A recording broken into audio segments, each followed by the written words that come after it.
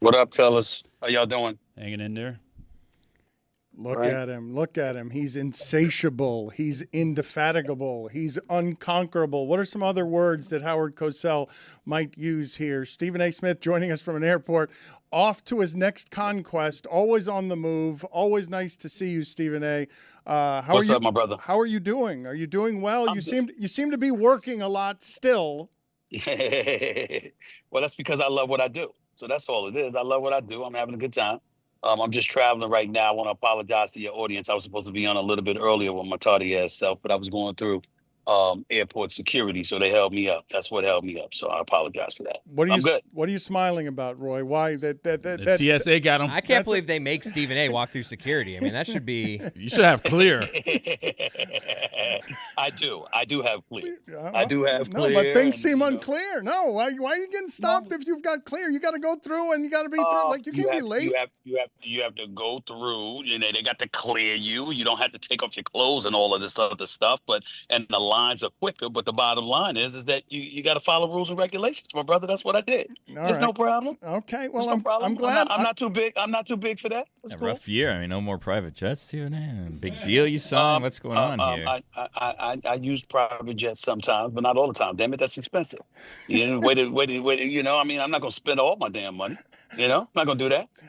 It is very nice to see all of your success. You know that I am. I am very happy for you. Not everyone is. You know how this business is. So I will tell. I will tell the people you should listen to Stephen A.'s 2 new shows on Sirius XM. The one on Mad Dog Sports Radio Channel 82. I love what he has done to further the career of Mad Dog Chris Russo, and also on POTUS Politics Channel 124. Because if you haven't been watching, he has expanded his game into that area.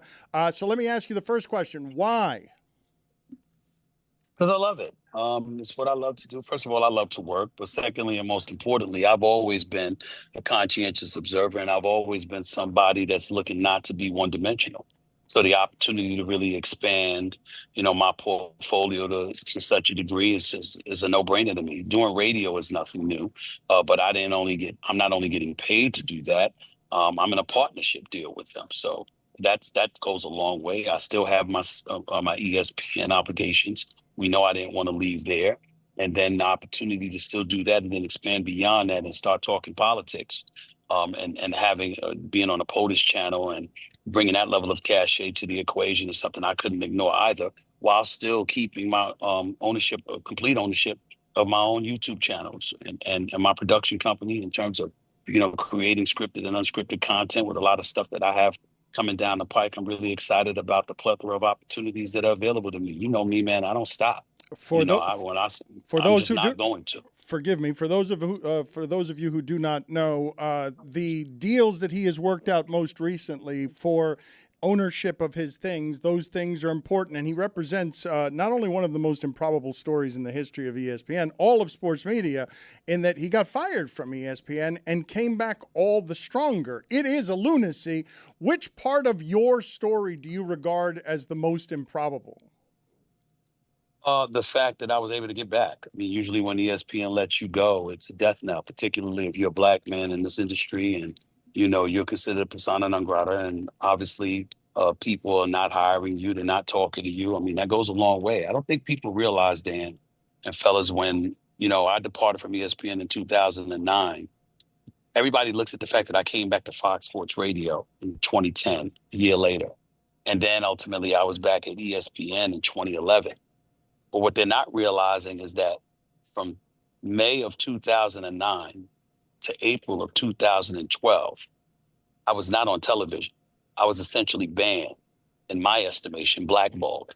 I was considered somebody that you didn't want to do business with. And you know, when the worldwide leader lets you go, and they let you go with that level of trepidation or angst or whatever word is appropriate about you, that's a lot to overcome, particularly back in the day. You know, even though podcasts have been around for a while now, back in 2009 and stuff like that, it certainly wasn't as big, wasn't as formidable as it is in this day and age. And so because of that, you know, you're looking at your opportunities and you're wondering where they were and who would ever touch you again, who would ever hire you again.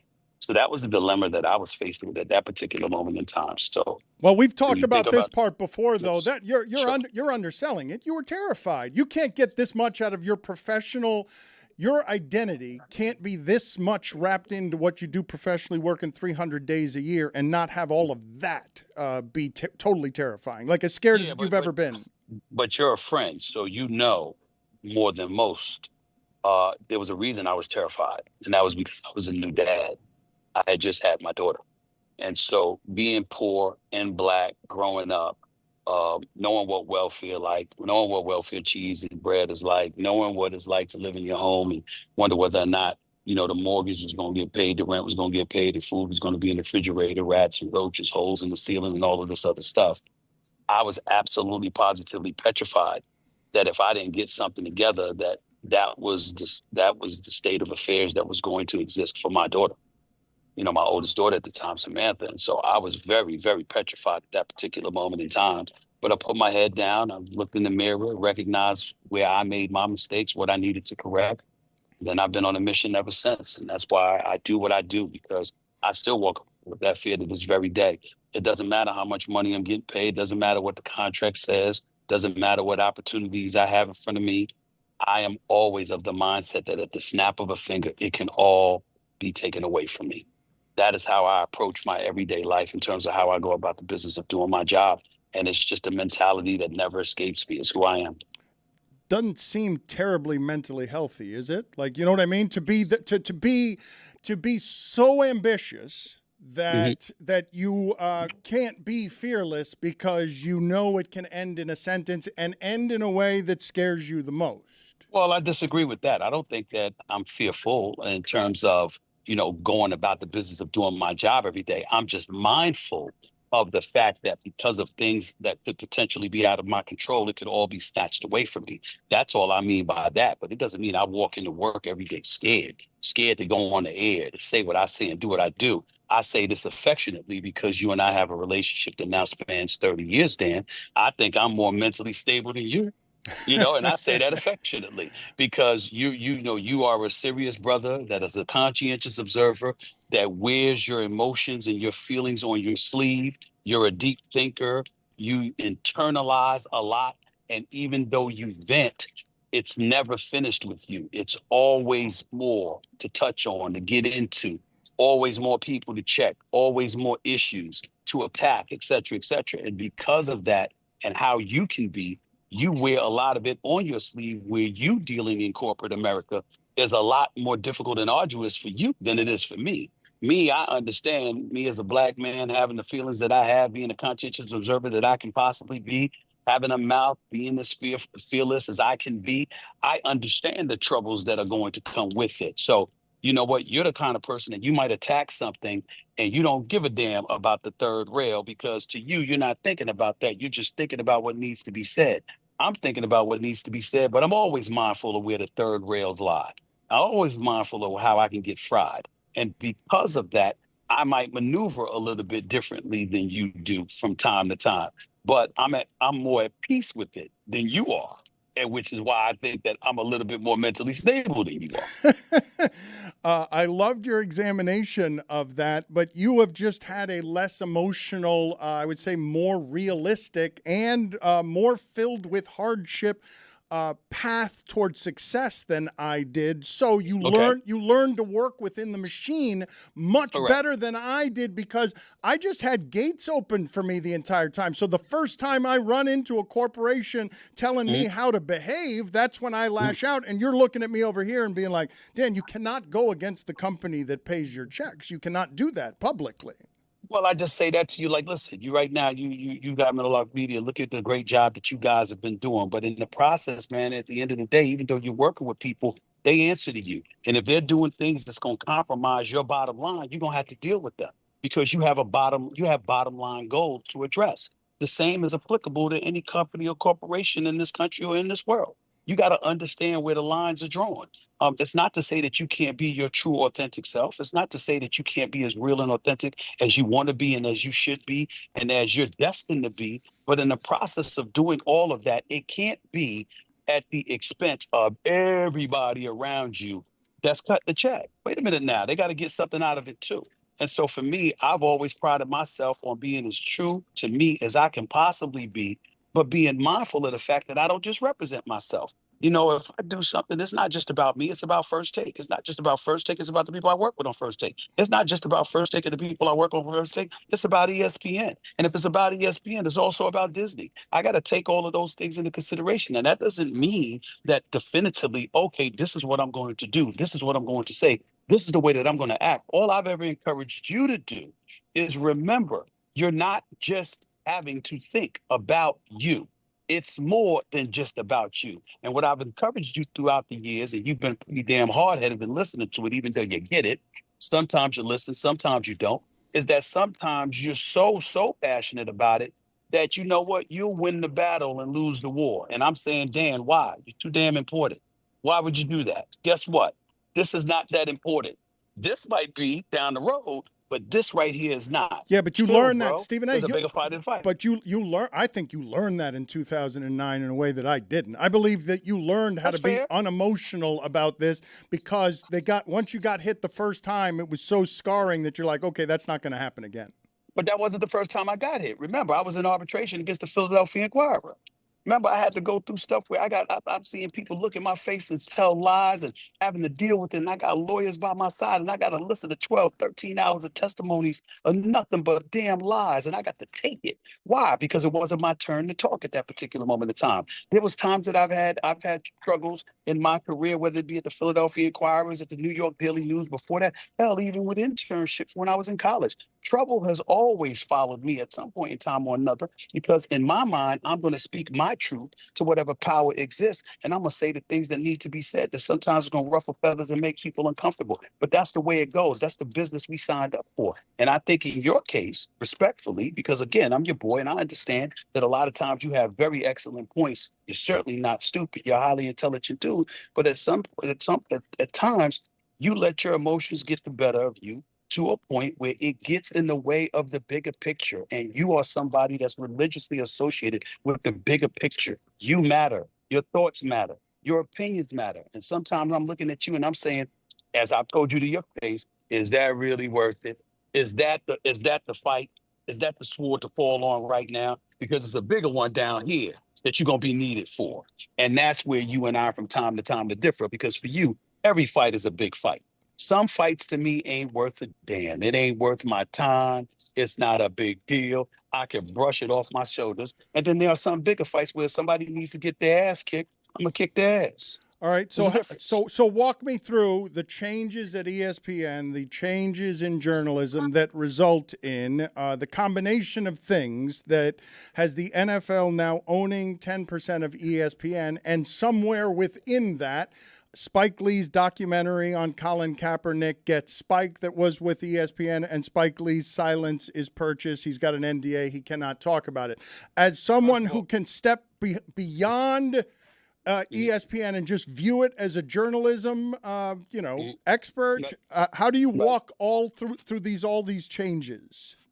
My temptation is to tell you, don't try that shit with me, Dan Le Batard. You know, there's but so much I'm going to get into as it pertains to that, but it's a legitimate question, so I will answer it.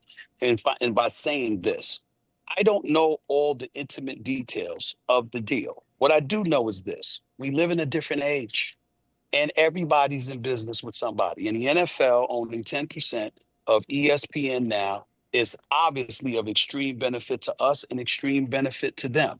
Will it compromise journalism? I don't think so. I look at the league contracts we've had with the NFL. I look at the league contracts we've had with the NBA, with Major League Baseball and stuff like that. It doesn't stop our investigative reporting. It doesn't compromise our integrity. You as an individual have an obligation to recognize the fact that you have a business, to handle every single day. I know what my business is. I'm a pundit. I'm a commentator. I'm a journalist. I'm all of those things. I'm an entertainer as well. All of those things come with it. My job is different from what Outside the Lines once was, or what investigative reporters are, or what beat reporters are, or whatever. Everybody knows what their lines are, what their obligations are.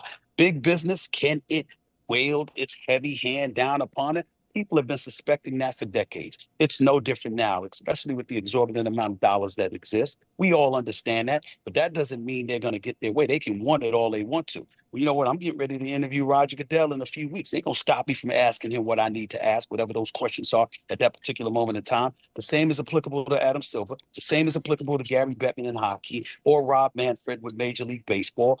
Whatever the story is, whatever the news is, whatever the audience wants to know and be edified and informed about, it's my obligation to bring that to the table. And no deal between the league and ESPN is going to stop me from being me.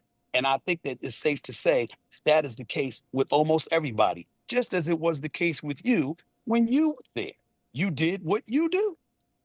It's interesting, though, because journalism and business have always tried to be separate editorially. Sure. Over the last 25 years, ESPN didn't have to choose to be a journalism business. They could have just been a business, but they chose to try to be a journalism business. And in doing so, why was that, though?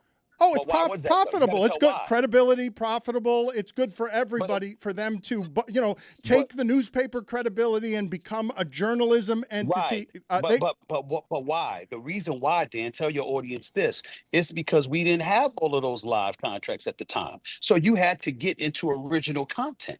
And what better way to do that than have scribes, reporters, commentators, etc., who could get in front of the camera and articulate themselves in a way that was entertaining to an audience to make themselves attractive. And look at the business we have now created. Look at your business. Look at my business. Look at the advent of the podcast industry. Look at television and radio shows being created. Look at television shows on linear and streaming and beyond that have been created or will be created. The point is, you figure out different ways to make money, to monetize whatever product you could give to the masses that they would deem attractive. That's what we're talking about here. The game ain't as complicated as people try to make it out to be. And certainly the money may appear to have changed things, but as things change, they remain the same. Just like you find a way to work around stuff in the past to make sure that business is still thriving and everybody gets fed, the same is applicable now. It hasn't really changed that much. I think, though, that is it possible? I don't think it's possible for you to be naive, but you think that the NFL owning 10% of ESPN isn't going to have the NFL having more to say about the content that goes forth? I'm not saying that. What I'm saying is they can try, but who the hell owns the other 90%? And who are the bodies that you have to deal with? Remember, you're doing business with us. It's not just us doing business with you. And the fact of the matter is the integrity that comes with ESPN and how we do what we do is not going to be compromised just because you got a piece of ownership. It's something that we're giving you in return as well. You understand that, we get to air your games. We get to air some of your content. We get Red Zone and other elements that come with the equation. Things that are going to help you continue to monetize your brand that is the National Football League, which is king. We get some benefits out of it. They get some benefits out of it, as is the case with any network that's in business with anybody. That's all that's going on here. And when you sit down and you're conducting business, that's what you're going to do. That's like me looking at you and saying that the big people that you do business with, okay, if something egregious happened and the world is aware that you can't talk about it because you're in business with them, that's simply not true. That's simply not true. You're still going to do what you do because it's what you signed up for, and they know what they signed on with you for. So they can't deny you the opportunity to do the job that you swore to do for your audience and your constituents out there.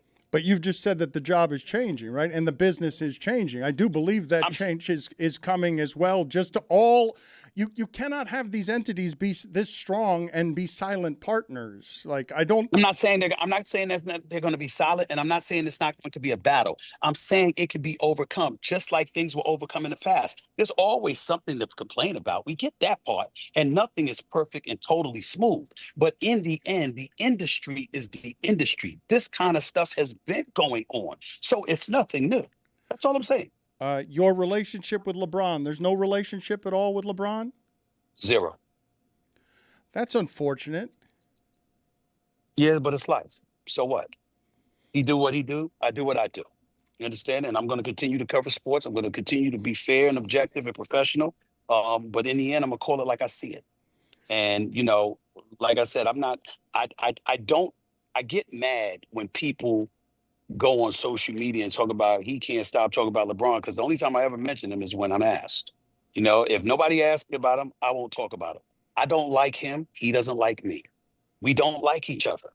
It is what it is. And to me, what he did when he confronted me in the third quarter in the middle of the game, courtside, blaming me for something I did not do, and then tried to turn it into me being somebody that would go after somebody's family, and then coming on the Pat McAfee show thereafter just to insult me.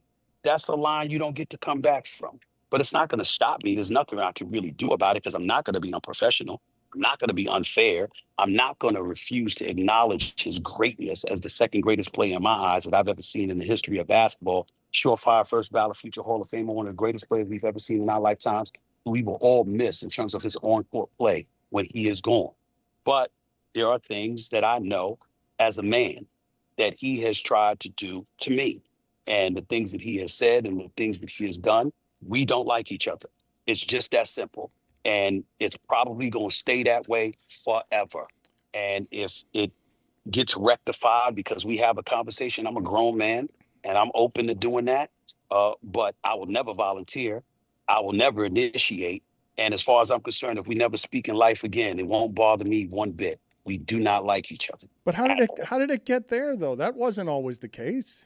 Well, I just told you. Things are that I'm not going to get into details, but there are things that have gone on behind my back. And when people are systematically trying to do you harm, you know, in terms of your reputation, your integrity, and all of this other stuff, it gets to a point where enough's enough, you know. And as it pertains to his son, the one thing that I will say is go back and look at the facts. Him in high school, him in college, him being drafted, him landing with the Lakers, him being their opening night.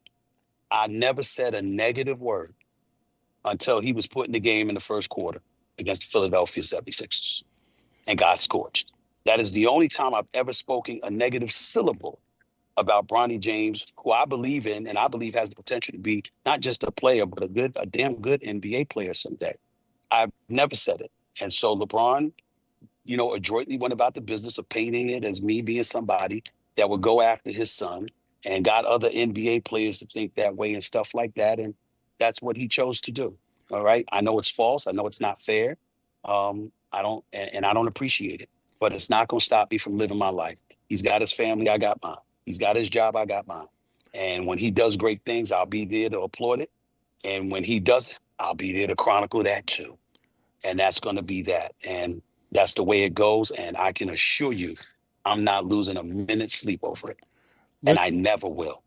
Listen to Stephen A's 2 new shows on Sirius XM on the Mad Dog Sports Radio channel, Channel 82, and on POTUS Politics channel, Channel 124. Where is your relationship right now with Shannon Sharp? My relationship with Shannon Sharp is a pretty damn good one. I got a lot of love for him. He did a great job for First Take. Anything that I needed him to do, he has always been there for me. And it's unfortunate what happened with his situation.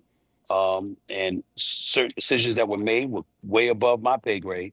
But in the end, he has always been good to me. We never really knew each other that well until he came on First Take, Dan. But since he was on First Take for those 2 years, our friendship developed, our brotherhood developed. I got a lot of love for him. I'm wishing him nothing but the best. And if he ever needs me for anything, is there anything that I can do for him? I will not hesitate. Hey, Stephen A., what's your relationship like with Skip these days? Not much. Skip and I appeared on this podcast a few months ago, you know, and he interviewed me for an hour. We don't talk much. I know I owe him dinner because he reached out and wanted dinner. But we've never really talked much off the air, believe it or not. That was never the case. It's just that I owed him a lot because he pushed for me to be on First Take, which obviously played a pivotal role in resurrecting my career. I got a lot of love for him as well. Obviously, the only hiccup we ever had is, you know, when he interpreted something that I said on JJ Redick's podcast at the time, the Old Man and the Three, where he's, you know, it came across as him needing me, and then he went on a 5-minute diatribe that I thought was completely unnecessary. But we hashed that out when I spoke to him, because all I did was say that no matter what was going on with him in the show, he came to me and said, I need you because you're the only one I can trust to be sitting across from me 2 hours every day. And he said, will you do that for me? That's all I said. And apparently somebody got in his ear and thought that I was saying more than that, which I wasn't. And he came at it the wrong way. But I addressed it face-to-face, man-to-man with him in California. And ever since then, we've been just fine. So Skip and I don't have any issues. I owe him a lot because, again, I wouldn't be in this position if it wasn't for him getting me on First Take. And I don't think that you repay people that have benefited you so tremendously as he's done to me, by castigating them in any way. He and I have, I wouldn't say it's a great relationship in terms of us talking all the time, but Skip knows if he needs me, I'll be there for him. Stephen A., who would pay for that hypothetical dinner? How's that work? Oh, it would be me. It'd be me. You give the card. You slip the card when you walk into the waiter or waitress. Like, how do we do that? No, nothing like that. But that man is cheap. Skip ain't paying. Skip ain't paying money if he don't have to. So he's definitely gonna look. He's definitely gonna look to me to pay for it. No doubt about it. And I would love to because I love his wife Ernestine, who I've known for years. And so just because of her, I would gladly pay for it. Who pays for dinner for you? I imagine like a lot of your dinners, you go and like people do the fake like reach for paying for the bill, but you ultimately end up paying for it. So like, who's someone that actually will pay for dinner when you go? You mean somebody that I went out with that paid for dinner? If we went out to dinner? When's the last time someone actually treated you? It's a great question. How often does someone say, "No, I got it," Stephen A.? Well, I would tell you, Mark Shapiro, the head of William Morris Endeavor, TKO, and that doesn't count. That doesn't count. He pays. He does pay. He does pay. That's your agent. That's your agent, though.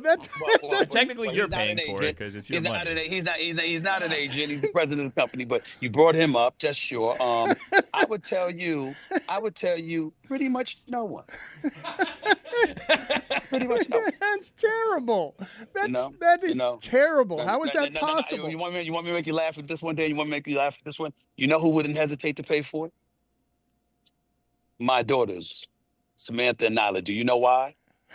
Dad, we're gonna get it back anyway. We know. You know what I'm saying? We're just gonna go home and we're gonna charge something else to your card. It's no problem. So they do it that way. They make that. They get away with everything. Do they get away with everything with you? Do they get away with everything? It depends. If you're doing good in school and you're behaving yourself, that's true. There's nothing they can't get from me when they do that. They tick me off because they did something wrong, or they messing around. They're messing around, and they're not doing their homework on time. They cutting corners in school, and I get word about it. Then they're in a world of trouble. But that's something they really do. Well, we've been seeing Samantha a lot lately on camera with you. You think that she has like a budding media career ahead of her? Well, she could do what she wants to do. She's a straight A student. She's pretty brilliant. She's an aspiring actress, but she's also an aspiring lawyer. She was also an aspiring director and producer. I mean, she does it all. And she's one of those people that she's just very, very naturally talented. You think I got a work ethic. She's tireless. The difference between she and I is that I know how to get some sleep. And she will stay up until she drops to get her work done. And I got to get her out of that because I think that's hazardous to her health. She learned it from you, Dad. She learned it from you. That's what she says. That's what she says. But the thing about it is her and her sister are polar opposites because her sister, Nyla, Samantha loves the attention. She loves the spotlight, the camera, and all of that other stuff. Nyla wants no part of it. Nyla wants to be the lawyer behind the scenes. Nyla is sitting there where Samantha is talking about Love Island and all of this other stuff. Good show. Nyla is talking about Zohran Mamdani, the socialist that's about to win the mayor's seat in New York City. And she was like, I love him. He knows what he's doing. He cares about the people. Look at his policies, Dad. Everything isn't about capitalism. I mean, there's nothing wrong with certain elements of socialism. You got to really pay attention to this stuff. This is who she is. So it's like she's completely opposite from her sister, but the nightmare is when they both get together because they're both smart, they're both quick-witted, and they're sharp-tongued. And they are absolutely, positively merciless when it comes to me. They hold nothing back. What do they make fun of you for? Give us all of it. What do you do that annoys the people who love you? Well, my forehead, they both tease me about my forehead, my receding hairline. They both say, Dad, at some point you gotta let it go. Gotta let it go. Just go bald. You could do it. We believe in you. They do that. Outside of that, they just talked about they said, we know, Dad, we know already. We know because I'm always on them about something, making sure I give them stories and history about their grandma, God rest my mama's soul and the whole bit. And because, this Dan about me, I hear my mother's voice every day. She passed away in 2017. Isn't a day goes by I don't hear her saying something to me. That's even that raise you that way, don't do this, don't do this, don't do that, et cetera, et cetera. And I try to embed in my daughters the way my mother did me. And so they're just as resistant to it as I was to my mother when she was alive. And so they just do what they do, but they know they're the loves of my life. So what can I say? They get away with it. I've always loved your relationship with your mother. One of your things you've done that has been the greatest of professional honors is being on General Hospital in terms of remembering your mother. When you think of the things that move you most thinking about your mother, what are they? What are the things that carry you today beyond just thinking about her every day, the most emotional spots in you? You know, the thing that still hurts to this very day is that I never got married. And the reason why that's so important is that when you're a man, and I tell this to men all the time, when you're a man and you have such a wonderful mother, because I believe my mother was the greatest ever, and you lose her, at that moment is the first time you probably really thought about the fact that I'm losing the one person in this world who loved me completely, unconditioned and unconditionally. She's gone. And when you're married, the belief is that baton has been passed, essentially. So if you lose your mother thereafter, as a man, gonna be all right, because you got that wife. Well, I didn't have that. And so because of that, even though, you know, I've always had a wonderful woman in my life, the point is that there is an emptiness that comes with it because you're not sure if you'll ever have that again in life. A matter of fact, you don't believe you will. And because of that, it's that emptiness. But what offsets it is, in my case, having my two daughters. Because if nothing else, I know they love their daddy. And because I know they love their daddy, it makes me feel good because I know that that's the one thing that my mother was big about. The one thing that my mother was very, very upset about was the fact that I had two daughters at a wedlock. Is the only thing that she was ever disgusted about with me, ever ashamed about. And she looked me in the face and she said, okay, you're going to make up for this. You're going to be the best father you could possibly be. You're going to be nothing like your dad, and you're going to be everything that you're supposed to be as a father. And you're going to make that promise to me, and you're going to keep it. And so loving my daughters and being the man that I am and being the dad that I strive to be, you know, I would try to do that anyway. But to know that I made that promise to her makes it even more significant. The problem is my daughters know that. Because they know that, they take advantage of it. Yeah, like, I don't believe you when you say that there are any, I don't think there are any rules there. I think that you're just totally soft and they do whatever they want. Yeah. They're like, please. Listen, I try to discipline them, but like, where are you going? What are you going to do? Yeah. What are you going to do? You really, Dad? My daughter just the other day, she's sitting up here with me. She's like, hey, she says, why are you complaining so much? You know you're going to give it to me anyway. She's talking about some outfit she wanted to buy. She said, why are you stressing yourself, complaining? You know you're going to buy it for me. Is it going to be now? Is it going to be 15 minutes from now, Dad? You're going to wait 15 minutes to fight with me, or you just wanted to get over it? That's how she does. It's sad. We said the entire time at ESPN he was undefeated. Nobody had ever beaten him in a debate of any kind. And now all he is here is just the world's softest. Like, look at him. Look at him. He's falling apart in front of us. All right, we got to make this. Oh, let's do. Do you mind doing a top 5 beefs that Stephen A. Smith has had over the course of his career? We can make it 2 categories. We can make it sports or media, or mix the two. You want to do a top 5 list of your top 5 beefs of all time? You're asking me to think about that stuff. I haven't even thought about that stuff. So I tell you what, you do whatever list you want. You give me some of your recommendations, and I'll let you know. I'll co-sign or not. No, I don't want to do Whitlock. You did Kevin Durant once upon a time, where you told him you don't want to make an enemy out of me. Does that even rank in your top 5? It does not. LeBron must rank in the top 5 now, right? I guess so. If you want to say, I mean, I don't. Again. Okay, I know it's my list. I don't want. I Yeah. just what you guys got some nominees there because I don't know who his top 5. Like, yeah, it's Whitlock. No, but okay, but let's just put that one off to the side. It's not. We're not going to mention that. That's a different dimension, different category. Let's do just five. Like, give me another one that is memorable of Stephen A's in his life because he's had some public. Like your persona has changed a little in that I would say over the evolution of your career. You got one, Roy? Cowboys fans. Oh yeah, Cowboys fans. Yeah, that's top 5. Yeah, that's top 5. But it's all in fun. It's all in fun. Like I'm the guy that sit back and take pictures with them and troll them at the same time. And expect them to troll me. It's all in fun. It really, really is. I love seeing them cry though when they lose. It's hilarious. It brings me such joy.